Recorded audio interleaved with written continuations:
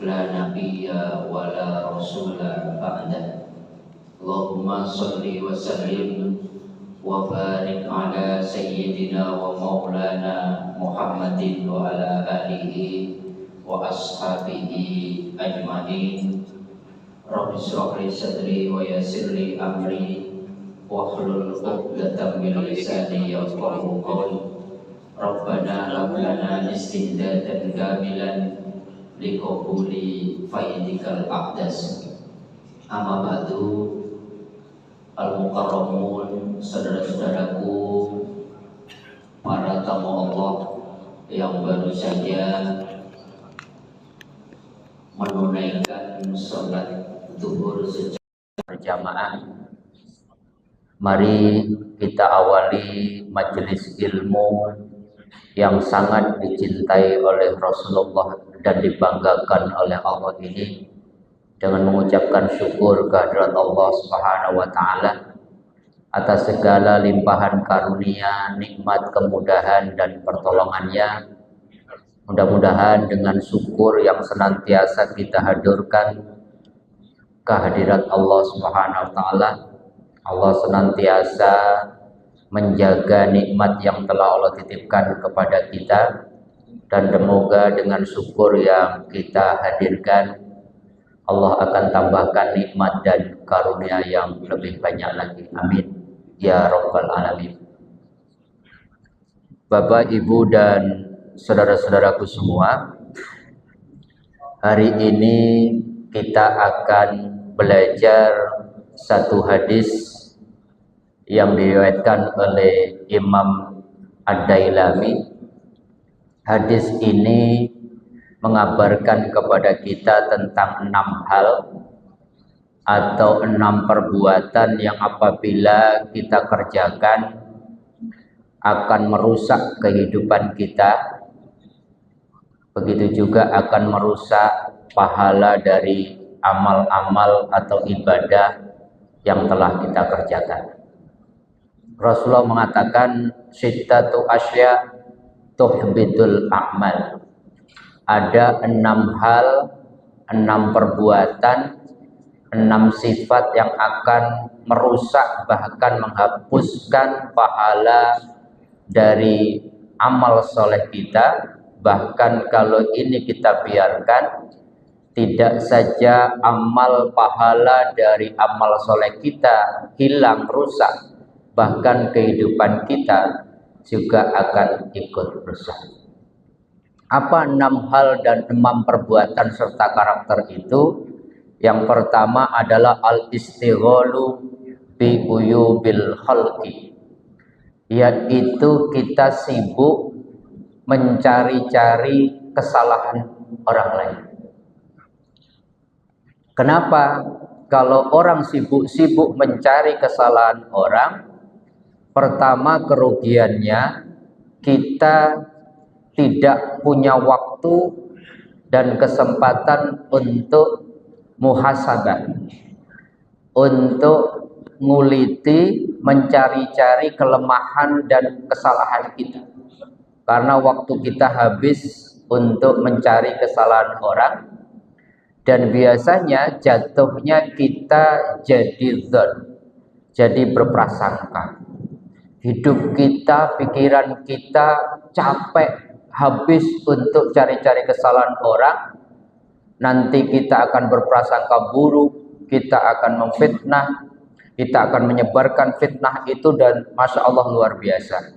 Oleh karenanya Allah mengatakan dalam surat Al-Hujurat, hai orang-orang yang beriman, istanibu katsiran minadh-dhon inna ba'dadh-dhonni ismun. Kalau bisa jauhi dengan segala macam prasangka, karena sebagian prasangka itu jatuhnya nanti dosa.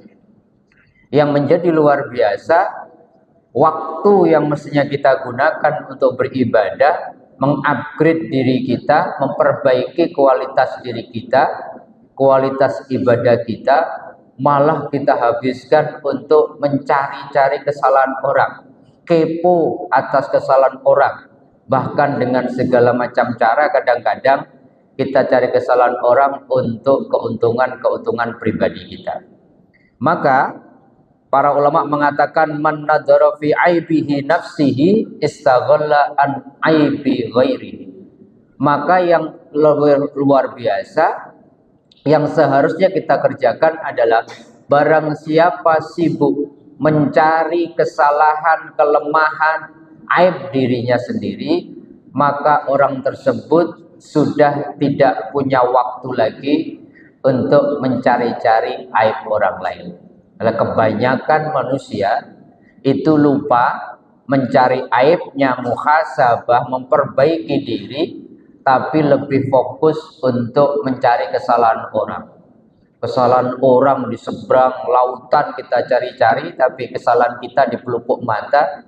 Betapa kita masih punya banyak kelemahan dan aib malah tidak kita perbaiki dan kita kerjakan proses-proses muhasabahnya atau muhasanahnya. Proses-proses mengupgrade diri, berhijrah untuk menjadi lebih baik. Yang kedua, padahal Rasulullah sendiri mengatakan, bukankah seorang muslim itu bukan orang yang cari-cari kesalahan keluarganya, kesalahan saudaranya, kesalahan sahabatnya, kesalahan orang lain, tetapi yang benar adalah orang yang baik itu orang yang walaupun tahu ada kesalahan orang, tapi kemudian dia mampu menutupinya. Itu yang terbaik. Kita tutupi, man satara musliman satarallahu fid dunya wal akhirah. Barang siapa ridho mau berusaha menutupi aib saudaranya, sahabatnya, maka Allah janji akan tutup aib dirinya, tidak saja di dunia tapi juga di akhirat. Ini yang pertama. Ayo kita hindari perbuatan untuk sibuk nyari kesalahan orang sampai lupa akan kesalahan dan kelemahan kita sendiri. Yang kedua, apa yang membuat rusak amal kita, bahkan kehidupan kita rusak, yaitu kiswatul qulub. Kiswatul qulub itu hati yang keras. Di dalam bahasa Al-Quran, hati itu dibagi tiga. Ada hati yang sakit, fi qulubihim maradun. Di dalam hati mereka ada penyakit. Kalau penyakit yang nggak segera disadari, fazadahumullahu maradun. Maka penyakit yang ada dalam hati itu akan komplikasi, menarik penyakit-penyakit yang lain. Kalau orang sudah punya penyakit fitnah, itu biasanya iri, dengki, dan seterusnya akan nambah penyakit lebih parah lagi. Ada hati yang kiswah. Kiswah itu adalah hati yang keras. Dalam bahasa yang lain adalah hati yang sudah mati. Kalau sudah mati itu bahasa Al-Quran, sawaun alaihim a'angdartahum amlam tungtirhum la yu'minun. Dikasih tahu apa saja.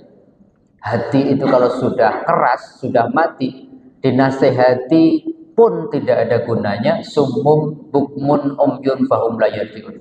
Dia punya mata nggak bisa melihat, punya telinga nggak bisa mendengar. Jadi betul-betul dia apapun yang terjadi, bahkan peristiwa kematian, dia takziah, dia nganterin saudaranya ke kuburan pun tidak berdampak orang yang hatinya sudah keras atau sudah mati. Yang benar adalah manja Allahu biqalbin salim. Kalau bisa hati kita itu hati yang sehat, hati yang salim. Salim itu yang damai, hatinya lembut, hatinya bersih. Ciri-cirinya adalah diajak kebaikan itu tidak hanya mau, tetapi semangat. Diajak ibadah, karena ibadah itu asupan gizi rohaninya hati. Kalau orang diajak ibadah, diajak makan rohani, kok malas, berarti ada sesuatu yang salah dengan hatinya. Seperti secara fisik, kalau kita sakit, makanan seenak apapun pahit.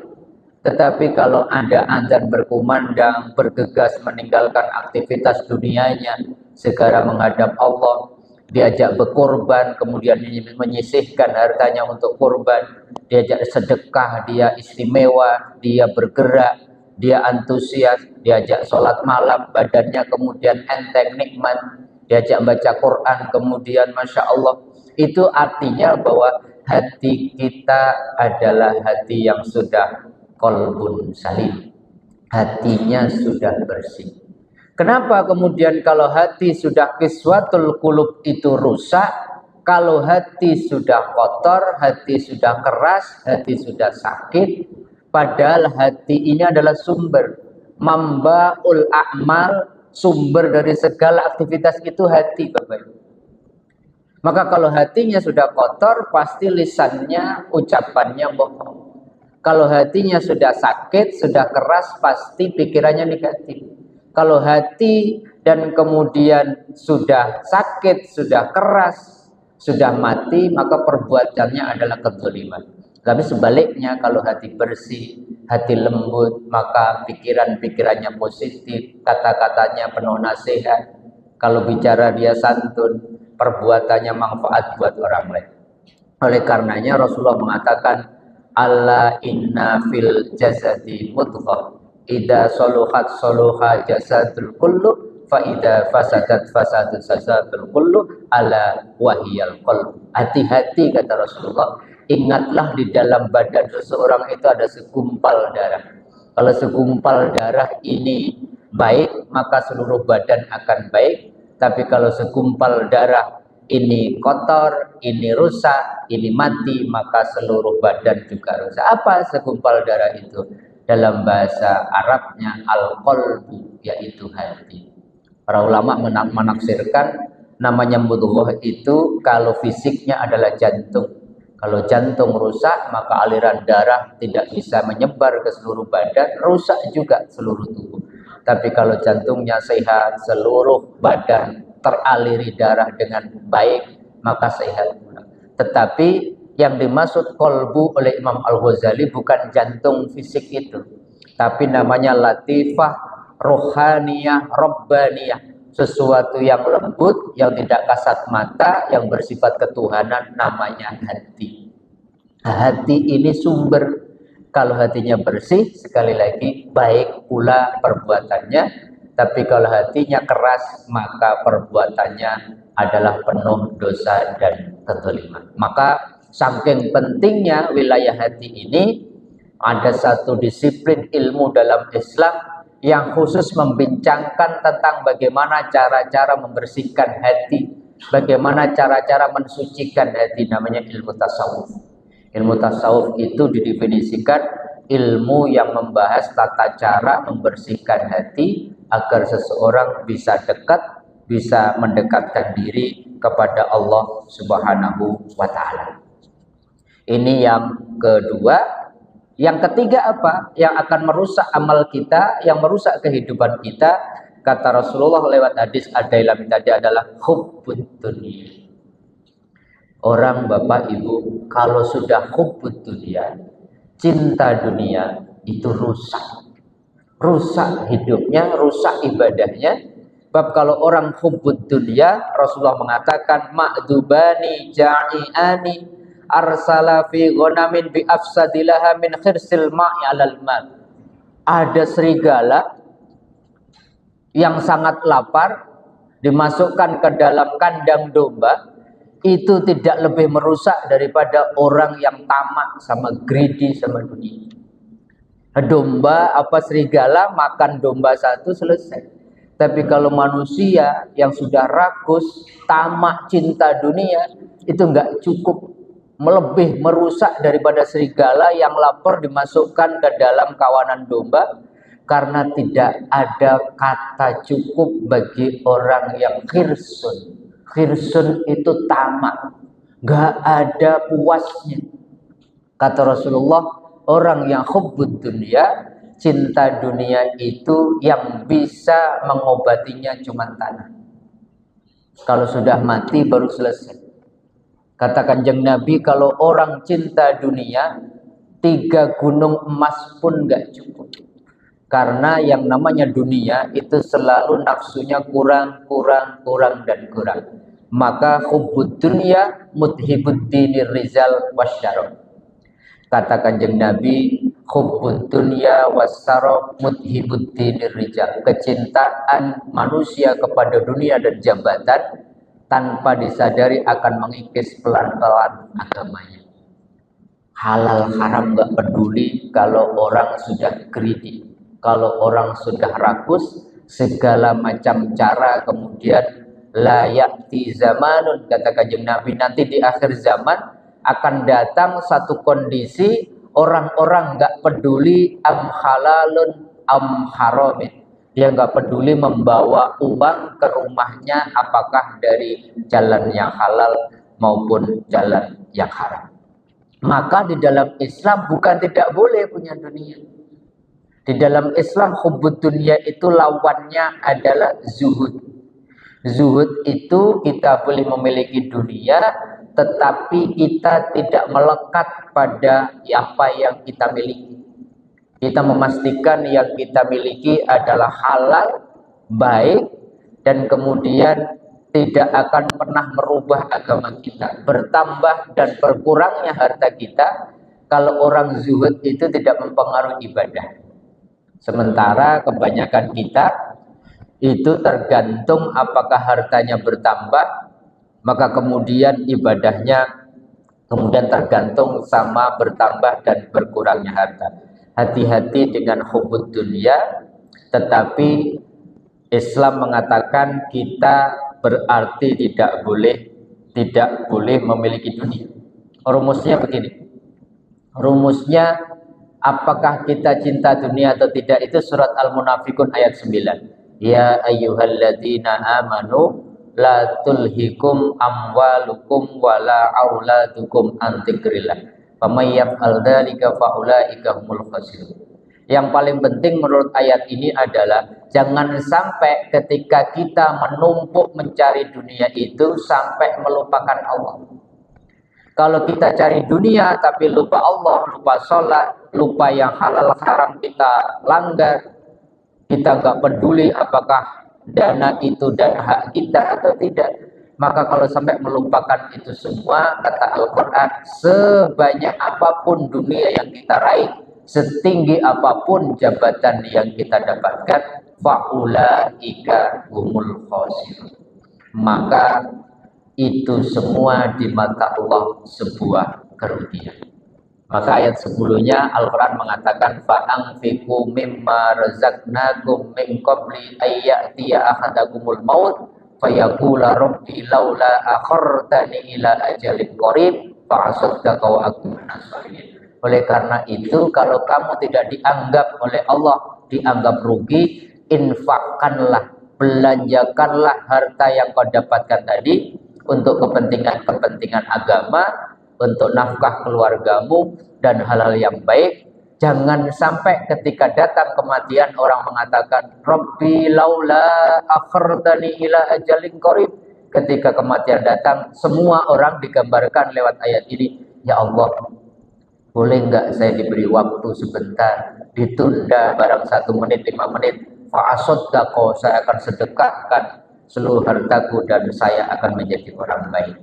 Tetapi kan kemudian Allah di ayat terakhir surat Al-Munafikun mengatakan la yu'akhirallahu nafsan idza jaa ajaluha. Tidak akan pernah Allah mengakhirkan, menunda barang sedetik pun ketika kematian sudah datang. Maka mari kita hindari hubbud dunia, cinta dunia yang berlebih-lebihan. Melekat biasanya kalau orang hubbud dunia itu maunya nambah, maunya berkali-kali pertambahannya. Kalau diajak berbagi dan dikurangi hartanya, dia tidak mau. Digenggam betul, kemudian menjadi orang-orang yang bakhil atau orang yang kikir. Segala kepentingan agama dia tidak mau berbagi. Orang-orang seperti Qarun lah orang-orang yang hubbud dunia.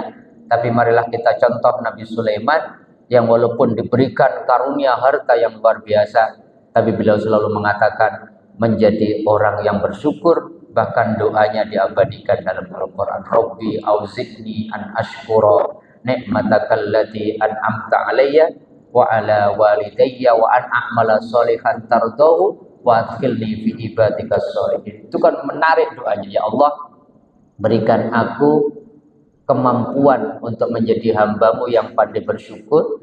Yang kedua, beri aku kemampuan dan hidayahmu agar menggunakan harta yang kutitipkan untuk amal-amal yang kau ridho. Dan di akhir nanti, di akhirat, Dengan apa-apa yang aku gunakan hartaku tadi, engkau masukkan aku ke dalam golongan orang-orang yang soleh. Surat An-Naml, surat 27 ayat 19. Sebuah doa yang disarankan oleh guru-guru kita dawamkan, kita istiqomahkan habis sholat fardu agar pandai bersyukur, menggunakan nikmat Allah untuk apa-apa yang Allah ridho. Yang keempat, apa yang membuat rusak amal seseorang, bahkan rusak kehidupan seseorang, yaitu kilyatul hayat. Ini agak krisis betul ya yang keempat, yaitu apa? Kecilnya, berkurangnya rasa malu. Segala hal yang terjadi akhir-akhir ini, krisis-krisis itu kalau kita mau runtut sebenarnya adalah betapa rasa malu itu sudah langka hari ini. Maka Rasulullah mengatakan, idlam tastahyi i'mal masyiddan. Kalau engkau sudah tidak punya rasa malu, kata Kanjeng Nabi, silahkan kau lakukan apapun. Kenapa juga Rasulullah mengatakan al-haya'u minal iman? Kalau orang masih punya malu, berarti imannya masih ada. Al-haya'u wal imanu qarnan jami'an. Kata Kanjeng Nabi, yang namanya iman sama malu itu selalu jalan bareng. Kalau salah satunya hilang, yang satu hilang. Kalau iman nggak ada, rasa malu hilang. Kalau rasa malu nggak ada, imannya hilang. Kalau orang masih punya iman, insya Allah rasa malunya masih ada. Begitu juga kalau orang masih punya rasa malu, insya Allah imannya masih ada. Oleh karenanya, hati-hati kalau kita berbuat dosa kepada Allah maupun kezaliman kepada manusia, kok kita umbar, malah kita pertontonkan di media sosial kita, berarti rasa malu itu sudah Allah hilangkan dari hati kita, maka iman kita juga semakin menipis lama-lama hidup. Banyak orang-orang kemudian keluar dari gedung proklamasi KPK, sudah jelas-jelas ditersangkakan, tapi kadang-kadang keluar dengan wajah yang masih tidak ada penyesalan, bahkan dengan dada-dada di media. Kadang-kadang keluar dari situ, pulang dari penjara beberapa tahun, pulang ke daerahnya, pulang ke kompleksnya, merasa masih jadi orang yang.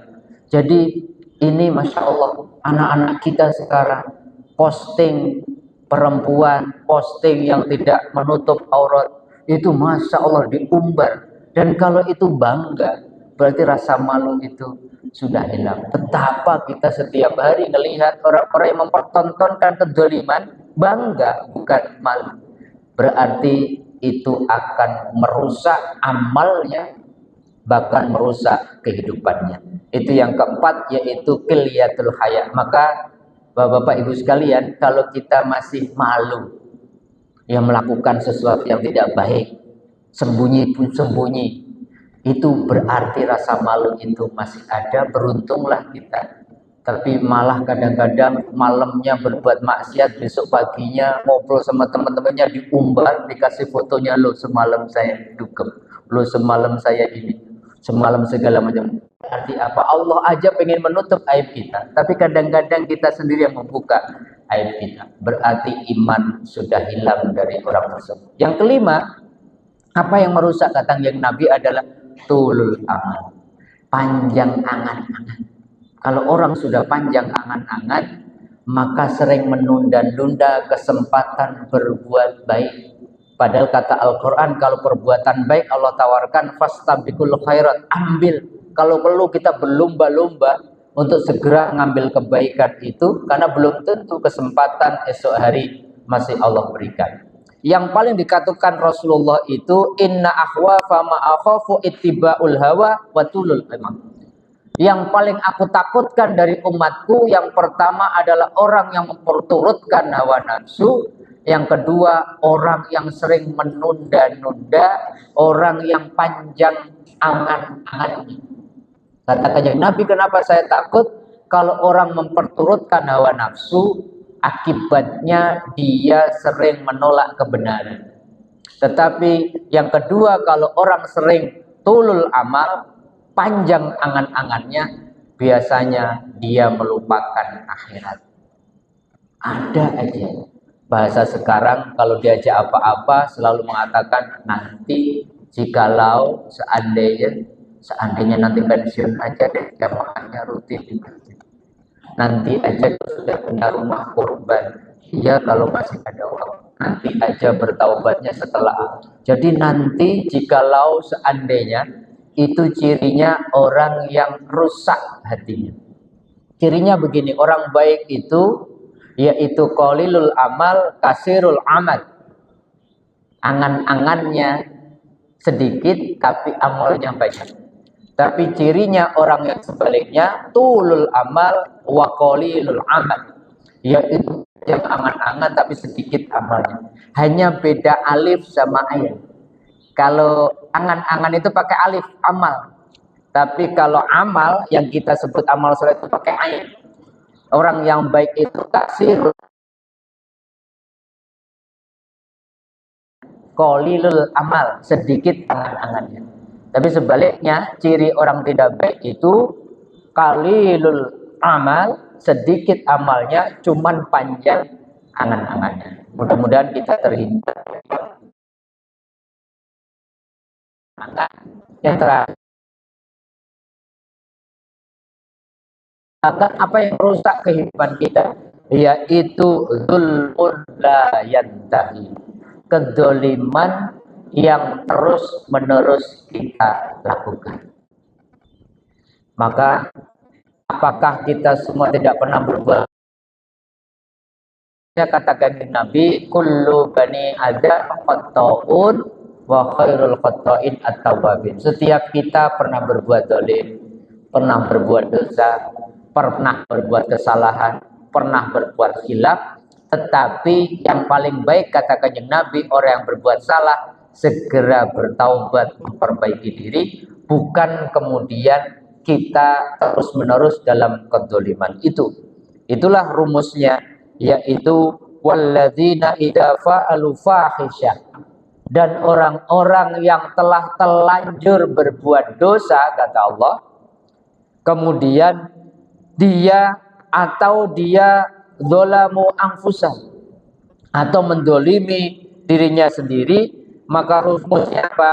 Dzakarullaha fastaghfaru lidunubihim, maka dia segera ingat Allah, kemudian dia segera mohon ampun, cuman walam yusirru ala ma fa'alu, dan kemudian jangan terus kemudian melakukan kesalahan yang sama. Sudah salah, terlanjur salah, ingat, minta ampun, besok jangan diulangi lagi. Maka yang namanya taubatan nasuha itu kuncinya, rukunnya 3. Pertama, ngaku salah. Di dalam pengakuan salah itu harus ada penyesalan, kemudian ada janji tidak mengulangi kesalahan yang sama, dan yang penting Allah pengen lihat berubah enggak kita menjadi orang yang lebih baik dari itu. Yang keempat, ditambah lagi, kalau dosamu berhubungan dengan sesama manusia, maka engkau harus mendapatkan ridho, mendapatkan maaf dari orang yang kalian berbuat salah. Maka sesungguhnya dosa hablum minanas itu lebih berat dibandingkan hablum minallah.